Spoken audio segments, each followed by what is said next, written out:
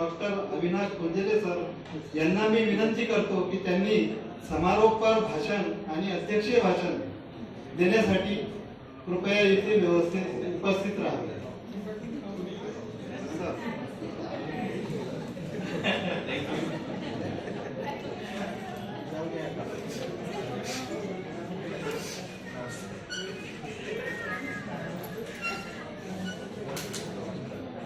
आजच्या या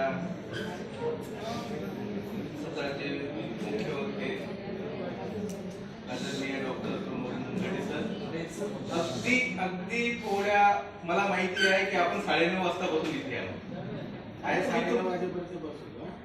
तुमचा अंत काही बघायचा नाहीये.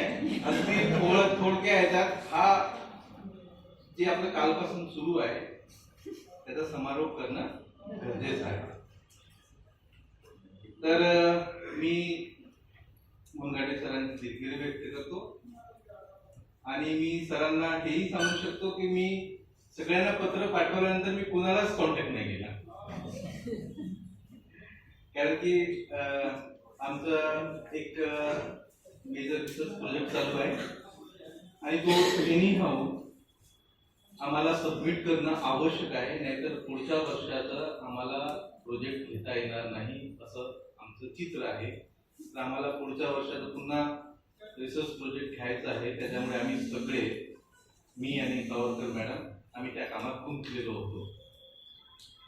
तर सर प्लीज मला तुमचा विद्यार्थी म्हणून क्षमा करावी.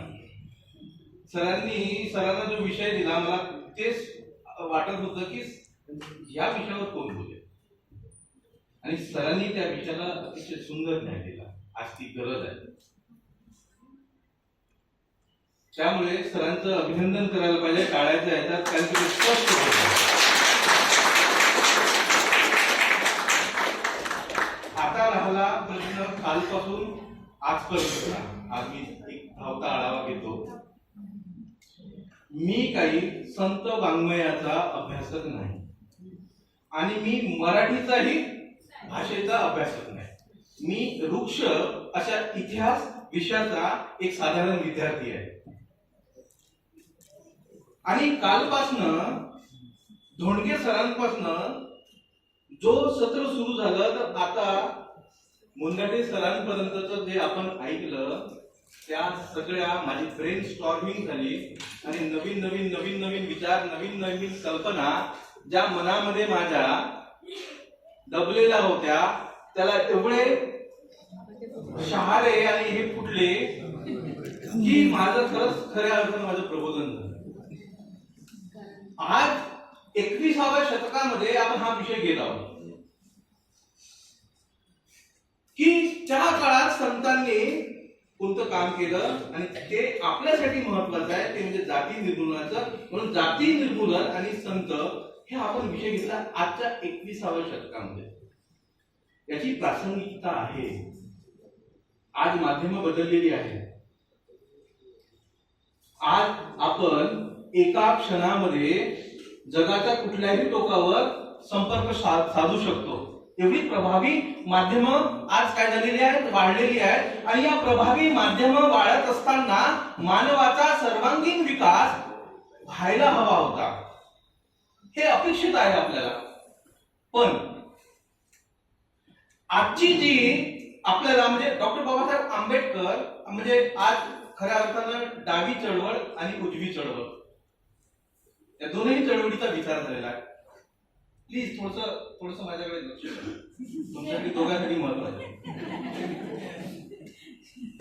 कारण की तुम्ही डाव्या चळवळीचे अभ्यासक आहात. तर डावी चळवळ आणि उजवी चळवळ या दोघांचाही विरोध केला. डाव्या चळवळीने देव नाकारला आणि उजव्या चळवळीने सत्ता स्वीकारली. सत्ता पाहिजे आम्हाला. आणि डॉक्टर बाबासाहेब आंबेडकर प्रत्येक भाषणामध्ये आपल्या समाजाला उद्देशून सांगतात की तुम्हाला शासन करती जमात बनायची आहे. हे जे समीकरण आहे, हे समीकरण कुठून घेतलं आहे तुम्हाला माहिती आहे, ते ब्राह्मणांकडून घेतलेलं आहे. हे ब्राह्मण हे जे आहे ह्या त्या काळापासून आतापर्यंतच्या काळाचा तुम्ही विचार केला सत्य कसं आहे. आपण बहामनी काळाचा विचार केला. बहामनी काळाचा जो संस्थापक होता हसन गंगू बहामन ब्राह्मण होता, अरे मुसलमान झाला. आणि यादव काळाचा आपण विचार केला, यादव काळाचा जे कर होत होतं हे वेश्या व्यवसायातून 50% वसूल केला जात होता. असा अनागोदी कारभार होता. आणि अशा या काळामध्ये आपली संतांची परंपरा वाढते आणि संत या समाज व्यवस्थेवर काय करतात, आघात करतात. आणि आजच्या या सत्रामध्ये त्याचा काय अर्थ आहे आज आपण बघत आहोत. आज कितीतरी आपल्या टीव्ही मध्ये बघा, आपल्या मोबाईल मध्ये बघा, व्हॉट्सअप मध्ये बघा, एक्स वर बघा, जे जे नवीन प्लॅटफॉर्म तयार झालेले आहेत त्याच्यावर बघा, आज तुम्हाला कितीतरी कथाकार दिसतात. मोठे मोठे कथाकार झालेले आहेत, विमानातून फिरतात आणि ते कथाकारातून सांगतात आपल्याला, याच्यातून सांगतात की शेण खा, गोमूत्र प्या. हे बघा, म्हणजे आपण प्रगतीकडे चाललो की अवनतीकडे चाललो. म्हणजे आपल्या संतांनी जे काम केलेलं आहे मान्य आहे. डॉक्टर बाबासाहेब आंबेडकरांनी काही संतांचं कार्य नाकारलेलं आहे पण काही स्वीकारलेलं आहे. डॉक्टर बाबासाहेब आंबेडकर असे म्हणतात की संतांनी धर्मनिष्ठ काही मागण्या केल्या परंतु नैतिक आचरण शिकवलेलं आहे, नैतिक आचरणावर भर दिलेला आहे. पण डॉक्टर बाबासाहेब आंबेडकर ज्या ज्या भाषणात बोलतात, ज्या ज्या गोष्टी करतात, त्या सगळ्या गोष्टीमध्ये मनुष्याच्या सर्वांगीण विकासामध्ये शिक्षण जेवढं आवश्यक आहे तेवढंच नैतिक आचरणही आवश्यक आहे सांगतात. शील आवश्यक आहे म्हणतात, हे शील कोण शिकवते, नैतिक आचरण शिकवते. म्हणजे डॉक्टर बाबासाहेब आंबेडकर एक बाजू नाकारतात पण एक बाजू स्वीकारतात आणि ती अतिशय महत्वाची बाजू आहे. ती म्हणजे शील आणि ती शील नैतिक आचरणातून आपल्याला येते. आणि म्हणून डॉक्टर बाबासाहेब आंबेडकर धर्म स्वीकारतात, धर्माची आवश्यकता आहे म्हणतात. आणि म्हणूनच ते बुद्ध धर्माचा पूर्ण शरण जातात आणि बुद्धाला वाहून घेतात. पण ते धोळसपणाने वाहतात, कारण की बुद्धाने समता सांगितलेली आहे, समान वागणूक सांगितलेली आहे. म्हणूनच जो मार्क्सनी धर्माला अपूची गोडी मानली आहे आणि उजव्यांनी धर्म हा सत्तेची गुरुकिल्ली आहे असं म्हटलं आणि त्या सत्तेची गुरुकिल्ली घेऊन या उजव्या चळवळीने आजपर्यंत राज्य केलेलं आहे. त्या डॉक्टर बाबासाहेब आंबेडकरांनी मात्र धर्माला एक वेगळं स्थान दिलं आणि धर्मातूनच निष्ठा तयार होते, निष्ठेला खूप महत्व दिलं. आणि ही जी निष्ठा आहे माणसाला काय करते, प्रगल्भ करतं. आणि हे प्रकल्प करत असताना जो राजकारणी माणूस असतो त्या राजकारणी माणसालाही निष्ठा आवश्यक आहे. आणि जर हे जर धर्म शिकवणार नाही, हे जर धर्म अपयशी ठरेल, निष्ठा, नैतिक मूल्य, नैतिक आचरण, तर राजकारण हे लफंग्याचा बाजार होईल, डॉक्टर बाबासाहेब आंबेडकरांनी म्हटलं. आणि आज आपण पाहत आहोत की राजकारण आपलं कुठं चाललं, तर राजकारण डॉक्टर बाबासाहेब आंबेडकरांच्या शब्दात जर सांगतो म्हटलं तर राजकारण हा लफंग्याचा बाजार आज 21व्या शतकामध्ये झालेला आहे. इथेच नाही, भारतातच नाही तर जगामध्ये झालेला आहे. आपण जगाचं सगळं चित्र पहा राजकारणाचं, आपल्याला दिसेल की या राजकारणामध्ये लफंगी माणसं आले आहेत. म्हणजे धर्माचं अवलंब, धर्माचा प्रश्न कमी झालेला आहे. धर्म म्हणजे केवळ आणि केवळ विठ्ठल नाम नाही आहे, धर्म म्हणजे केवळ आणि केवळ देवाचं नाम स्मरण नाही आहे, तर धर्म हा आपल्याला जीवनाचा मार्ग सांगतो. आणि जो बुद्धाने धर्म सांगितलेला आहे, सत्याचा जो धर्म सांगितलेला आहे, सत्याचा नेहमी पुरस्कार करणारा धर्म सांगितलेला आहे, तो धर्म या संतांनी सांगितलेला आहे. काही भरकटलेले आहेत, मान्य आहेत, परंतु सगळे संतांना आपल्याला नाकारता येणार नाही. त्यांनी जी जी मांडणी केलेली आहे ती मांडणी आपण विसरू शकणार नाही. आणि त्यांनी आपल्या या ज्या चळवळी उभ्या केल्या, सरांनी सांगितलं, ज्या चळवळी उभ्या झाल्या आहेत, बाबासाहेब आंबेडकरांनी जी चळवळ सुरू केलेली आहे, महात्मा फुलेंनी जी चळवळ सुरू केलेली आहे, त्या चळवळी याच्यातून आपल्याला संत चळवळीच्या वाङ्मयातून जी समता, प्रतिष्ठा, त्यांनी जे प्रश्न उभे केले समाज व्यवस्थेविरुद्ध, ती जर समाज व्यवस्थेविरुद्ध जर प्रश्न उभे केले नसते तर कदाचित या इथपर्यंत ब्राह्मणेतर चळवळीपर्यंत, महात्मा फुल्यांच्या चळवळीपर्यंत आपण आज एवढं करू शकलो नसतो, त्यागून म्हणजे आपण आलो नसतो, असं मला प्रामाणिक असं वाटतं. म्हणून आज आजचा काळ त्यावेळचा संत आणि आज जो टिळा लावून फिरणारा संत जो आहे याची तुलना करा. ते कशी फिरतात? चार्टर विमानामध्ये फिरतात आणि त्यांचं म्हणजे ते किती भोगीपणा वाढलेला आहे. जे भोगी विलास त्यागलेला आहे ज्या संतांनी आयुष्यभर, त्याच्याकडून आपण पुढे चाललो आणि त्यांच्यावर आपला विश्वास आहे. 80% भारतातले बहुतेक लोक त्याच्या चरणी लागलेले आहेत. म्हणजे आज खऱ्या अर्थानं या संतांच्या वाङ्मयाची आणि संतांच्या शिकवणीची आज गरज आहे, त्यांच्या त्यागाची गरज आहे. आणि म्हणूनच हा विषय या ठिकाणी मी प्रायोजित केला होता.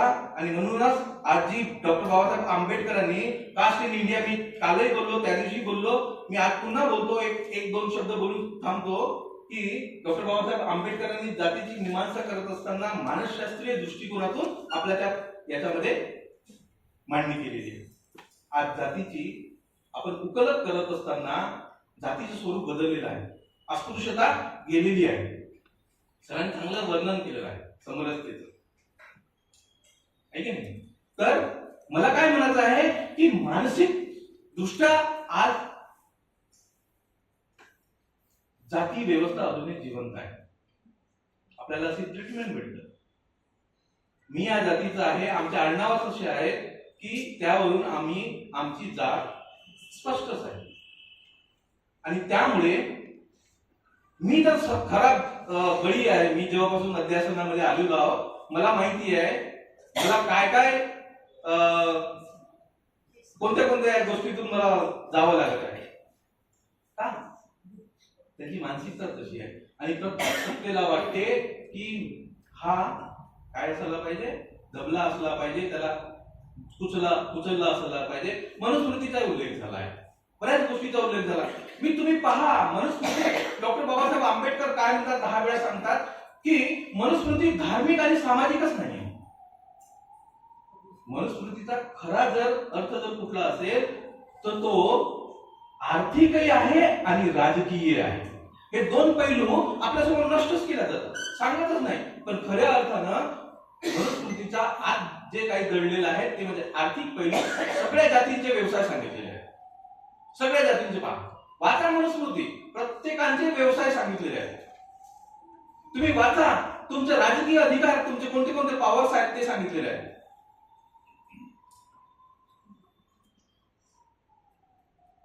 अर्थशास्त्र काय नाव, कौटिल्याचं अर्थशास्त्र. तो राजनीतिज्ञ तो सांगतो राजाला कुठे झोपावं, कुठं राहावं. समोर तो बोलत नाही, पण तो असं सांगत नाही की या सगळ्या लोकांसाठी शाळा उघडा. सांगतो कुठे? मनुस्मृती सांगतो की यांना शिक्षण द्या, कुठेच नाही. मात्र संतांनी सांगितलं, संतांनी त्याचा टाहो फोडलेला आहे. म्हणूनच आपण आपल्या सत्राची सुरुवात करत असताना आधुनिक पासून म्हणजे तुकडोजी महाराज आणि गाडगे महाराजापासून आपण वर गेलेलो आहोत. अशी रचना मी जाणून बुजून केली आणि तशी सेशन जाणून बुजून ठेवले. आजच्या काळात या संतांच्या विचारांचा प्रभाव आणि त्यांच्या चळवळीवरचा विचार सरांसाठी आपण ठेवलेलं होतं. अतिशय उत्कृष्ट मांडणी केलेली आहे. आणि सगळे तुम्ही इथे आलात आणि नेहमीच भरभरून आंबेडकर अध्यासन आणि आंबेडकर विचारधारा विभागामध्ये होणाऱ्या कार्यक्रमाला तुम्ही उत्स्फूर्त प्रतिसाद देतात. त्यामुळे मी स्वतःला खूपच गर्वान्वित महसूस करतो. आणि तुमचे असेच प्रेम, असेच लाभ आमच्या या अध्यासनाला, आमच्या आंबेडकर विचारधारेला नेहमी राहोत असे मी मनापासून कामना करतो. आणि माझं लांबलेले 2 शब्द, कारण की मला पुल्लिंग फुटलं होतं ते मला फोडणं आवश्यक होतं. बाकीचे सूत्र मी बोरमाळे सरांकडे सोपवतो.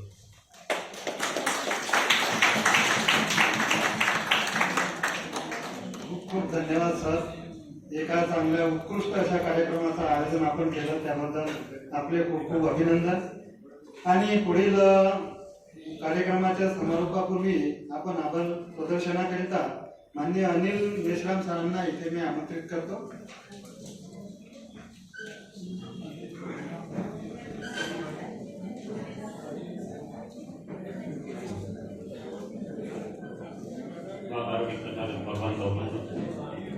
पूज्य डॉक्टर बाबासाहेब आंबेडकर यांना सर्वप्रथम माझा विनम्र अभिमान आहे. डॉक्टर बाबासाहेब आंबेडकर अध्यासन राष्ट्रसंत तुकडोजी महाराज नागपूर विद्यापीठ यांच्यातर्फे आयोजित महाराष्ट्रातील संतांचे जाती निर्मूलनात योगदान या विषयावर 2 दिवसीय राष्ट्रीय चर्चा सत्रामध्ये ज्यात आपण सगळेजण उपस्थित झाले होता. कालही आपण उपस्थित होता, आजही सर्वजण 4ही सत्रामध्ये उपस्थित राहिला. प्रत्येक सत्रामध्ये असलेल्या उपस्थितांचं तर आभार प्रदर्शन झालेलंच आहे, परंतु तरीही एक प्रोटोकॉल म्हणून आजचा हे 4थं चर्चासत्र आणि त्यासोबत समारोपीय सत्राचं सुद्धा आभार प्रदर्शन आज माझ्याकडे आलेलं आहे.